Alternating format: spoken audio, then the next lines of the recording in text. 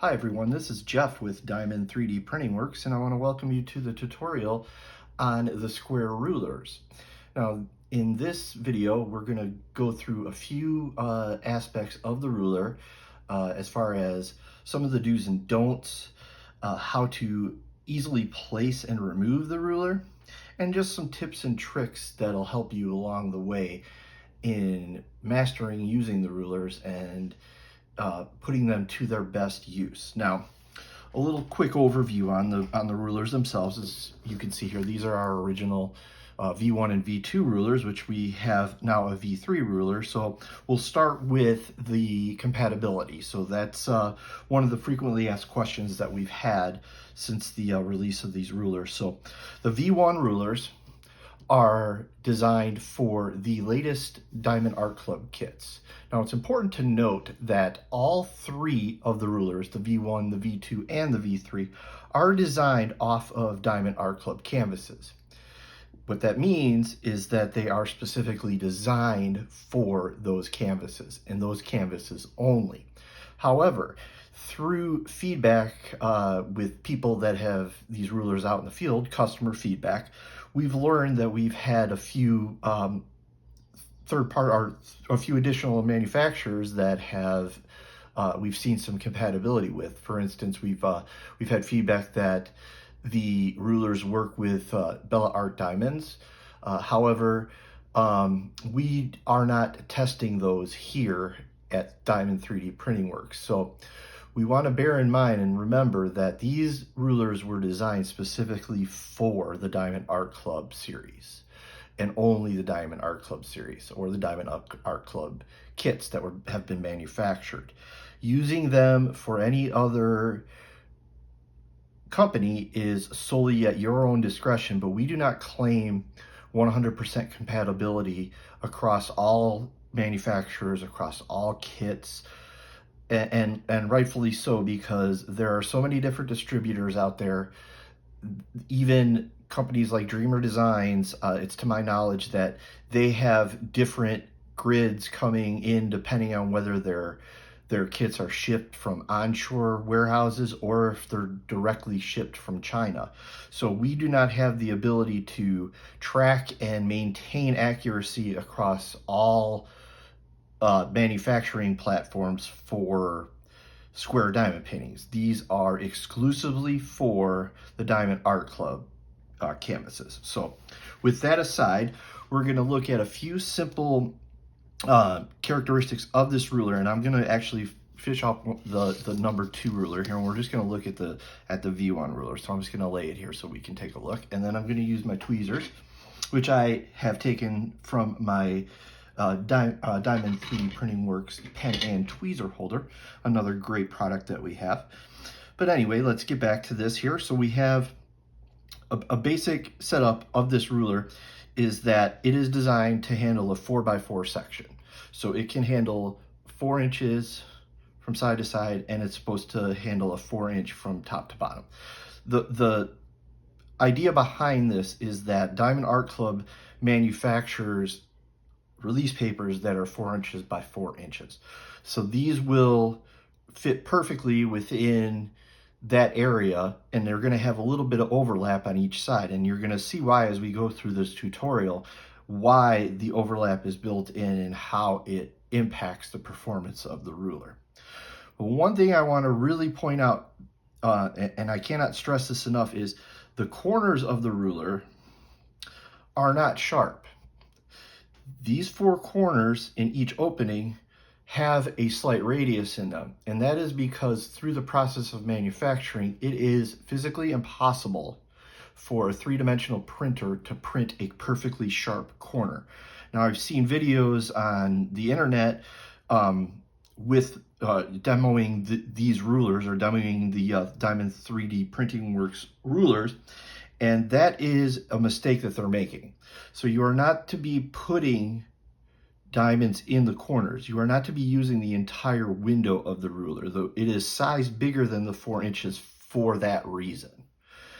Another aspect of the ruler that you need to really understand is that this left lip, or this left rail, the thinner side of the ruler versus the fat side of the ruler. This width from the outside to the inside of the window is purposely designed smaller than the width of a drill. And that aids in working from section to section. Now, I realize that there are a lot of people out there that are using the rulers in a vertical fashion, which you can do.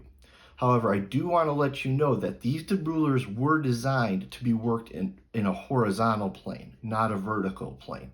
So you can use them vertically because obviously they're square diamond paintings. That's not a problem. They will line up and they will perform just fine.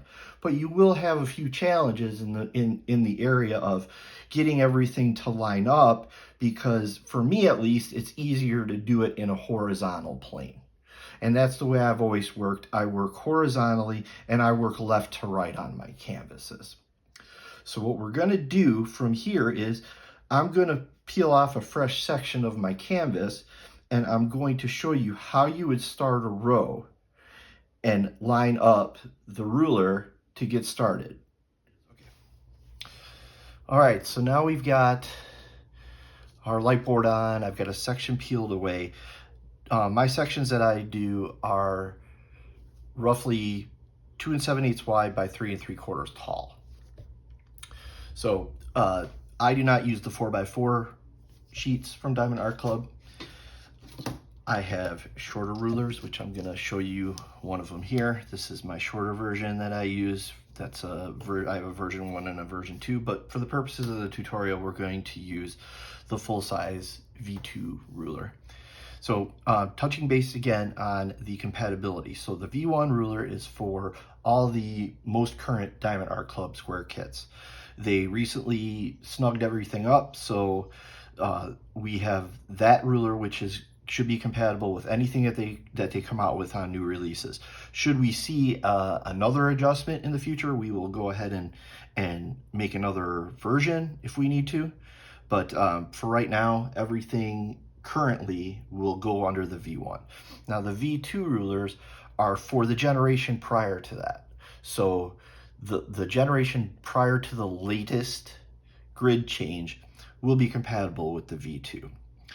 The V3, we're calling that the legacy ruler, and the legacy ruler is going to be defined as any canvas that was done by Diamond Art Club. We tested it on canvases that were produced around 2021 and a few that were a little bit older than that. We found very high compatibility with those. We actually didn't find any that were not compatible, but we're not guaranteeing at this time that, you know, the version 3 ruler is going to cover everything that's out there that is from 2021 and prior. You know, I myself did not start buying Diamond Art Club kits until 2020. So there were kits out there before 2020, but what we're going to do is, and how we operate here is, we rely on your feedback. So if any of you see a canvas from Diamond Art Club that doesn't line up with any of the 3 versions, you know, certainly shoot us an email. Let us know the canvas that it was. And if you could include pictures of like the V1, V2, and V3 on the canvas, that would be super helpful, because it will allow us to be able to see what it looks like. That way, if we can get our hands on a canvas that is around that same age, then we can check it and see if the error can be reproduced. And if I can reproduce the error, then I'll feel very confident that after the adjustments are made, that ruler is going to line up with not only the canvas that I have, but it's also going to line up with the canvas that was sent in the photographs. So for the purposes of demonstration here, so I'm going to use the V2 ruler.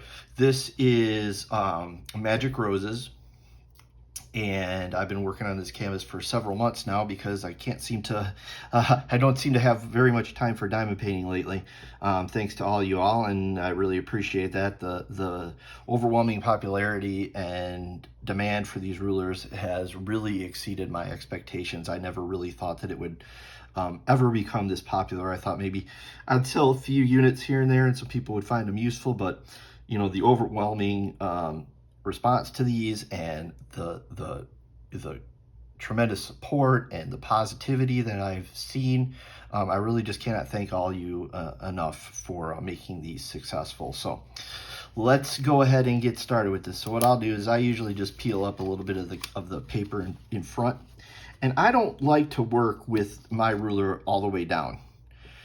I like to actually work with my ruler being about the 3 spaces up. And the reason is because I like to have control over how my blend line is when I do the do this row down here where we're going to be meeting up. So how this works is I lay down the ruler, and when I'm laying down the ruler, very important aspect of this is I'm not laying, and I'm going to point my tweezers, I'm not laying these edges so that it covers the entire line that would define the grid. This grid has some white outlines on it. So what I'm doing is I'm actually trying to split hairs, and I'm trying to split that line in half, because the proper way to have this set up and to do a diamond painting is to not, overcompensate one way or the other. So we have to split everything in half. And when we split everything in half, we'll end up with a nice little line, a faint line of the grid space on the top and bottom lines of the openings. So as you saw how I did that there, I just took the ruler and I am sliding it under here, and I'm lining up the bottom line, and I'm using both hands. You see how I'm using both hands here? And I'm just lining the bottom line up just to get that nice little white faint line that I can see. And then I'm dropping the top while I'm still holding the bottom. And then all I do is I just slide my fingers across these rails to slide it down, or to hold it down, and we are ready to go. I've seen a few videos where they've said that there's been some feedback on these being extremely difficult to place. They are very difficult to place when you are when you're encompassing this outer edge. And you do not need to encompass this outer edge. What you need to focus on are the actual opening lines, whether you're going horizontally or vertically. Those are the area that you want to worry about. This here on the end, you don't want to worry about how that lines up, because that is actually, it's purposeful spacing. Remember how I said that this width is not even the width of a drill? It's meant to just take up space, and it doesn't really have a function. The outside edge will have a function as you move across, because that will butt up against the drill line, and you can see it here on the bottom. I'll just point out here. It'll butt up against this little edge here of the completed section that I have. And what will result is this edge will be in line with the inside edge of this grid line. But this inside line will not be in line with it. It's actually going to be a little bit more over towards the symbol itself. Like in this case, we have the R and the 7. It's going to line up closer to the R and closer to the 7. And the reason being is that we can't facilitate, or we can't fit a drill in the corner, as I stated before. So when we have the shorter distance, that allows us to be able to still use this last grid space, which is what we're intending on doing, and getting our drill in a perfect position. And it's going to allow us then to, once we pull up the ruler, we're going to have just one little space here that we need to fill in, but we have guides on either side, right? Because we're placing our drills according to the grid lines.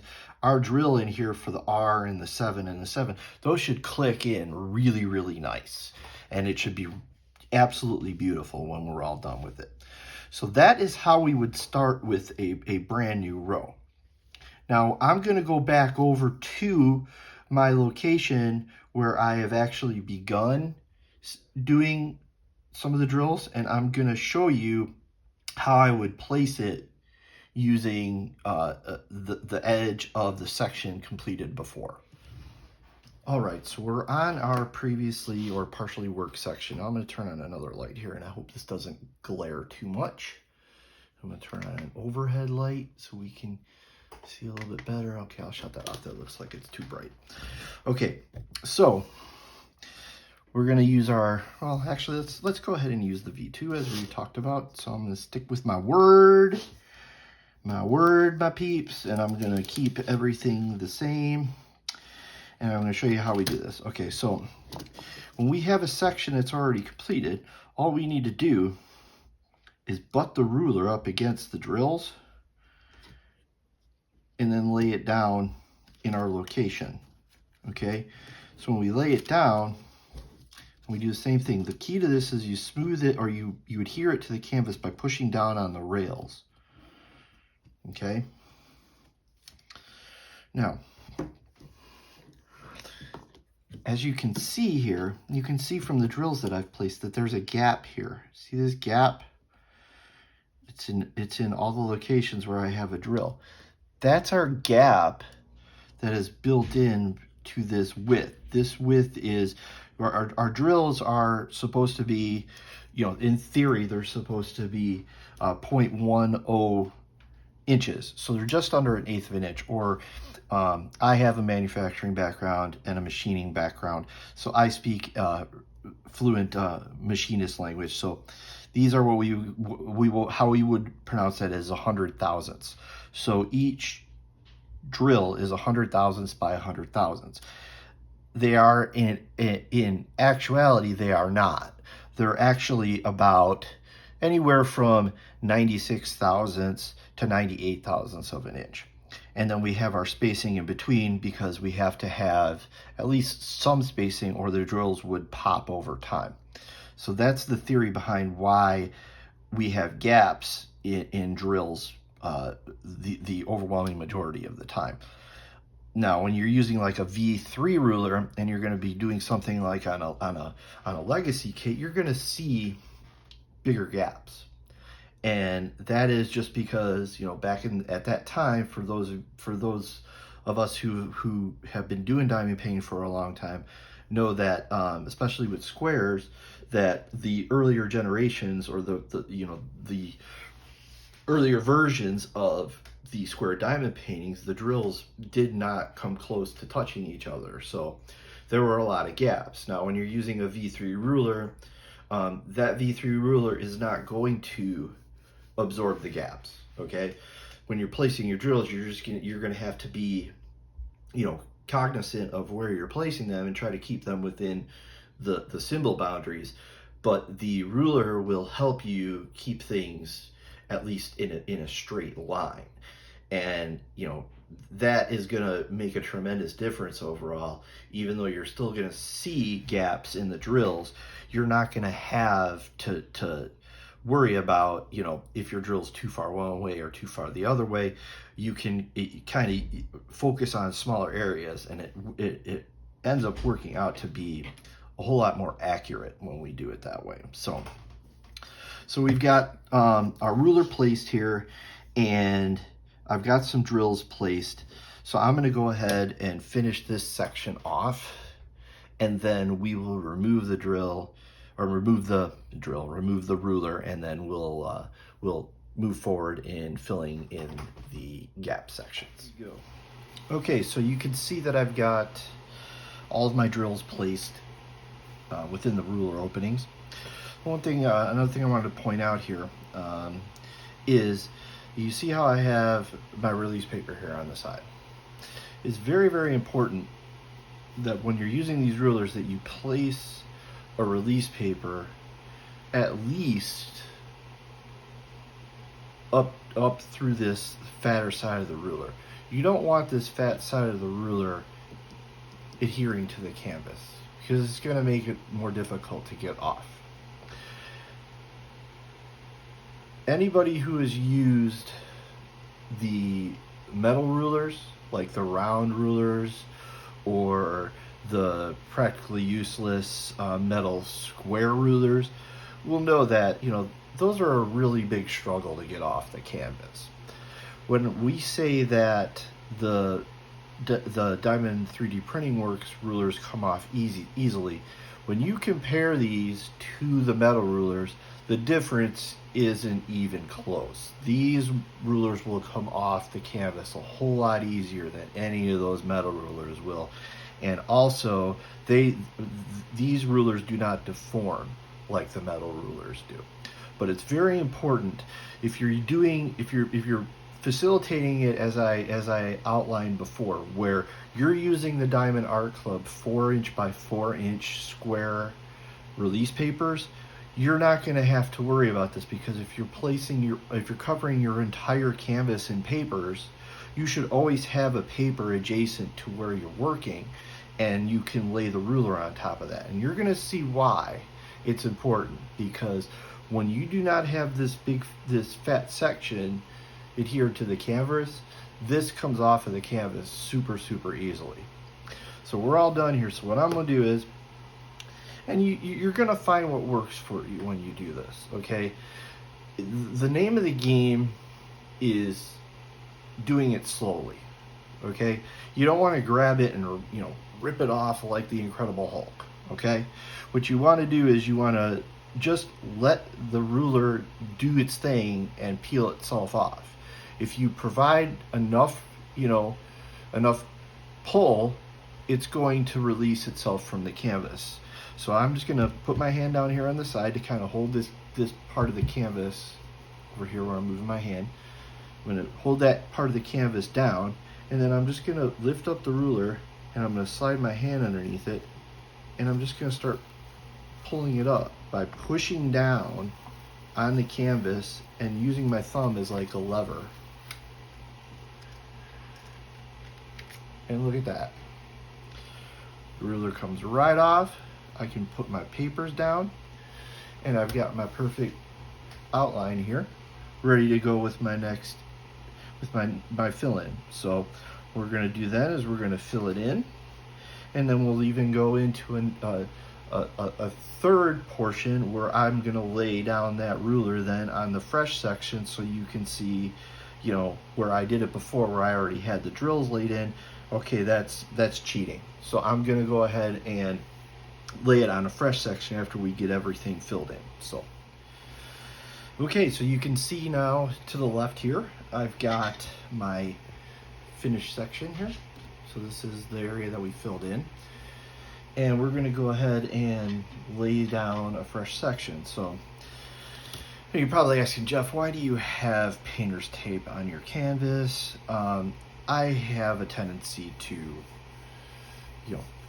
move a lot of stuff around on top of my canvas, and this the tape just covers the seam between the papers, so then it makes it a lot easier for me to have things on top of my canvas. So let's go ahead here, and I'm just going to peel this back, and we're going to get our section open. So I'll peel this back, take my handy dandy scissors, cut it. I have my little garbage pail next to my workspace, and then I'm going to go ahead and peel this off.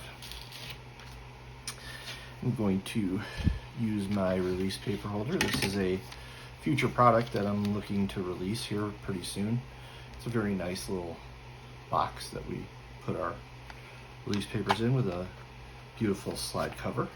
Let me just slide it covered, and it's all nice and neat. All right, so we'll go ahead and place our ruler in our next location. So how we'll do this is, like I said, like I've done before, I'm gonna peel this paper up a little bit and slide my ruler underneath. And what I'm gonna do is I'm gonna butt it up against the drills. You see how this edge here is up against the drills. And I'm just gonna, again, using the bottom, I'm just gonna line the bottom up so I get that nice little faint white line. And I'm gonna drop it down, and I'm going to slide my fingers across it, push it down on the canvas, and we're ready to go with our next section. Super simple, super easy. So we hope you enjoyed this little brief tutorial on how to use the Diamond 3D Printing Works rulers, and let us know what you think. If you run into any problems with the rulers, shoot us an email. Our email address is diamond.3d.printingworks@gmail.com.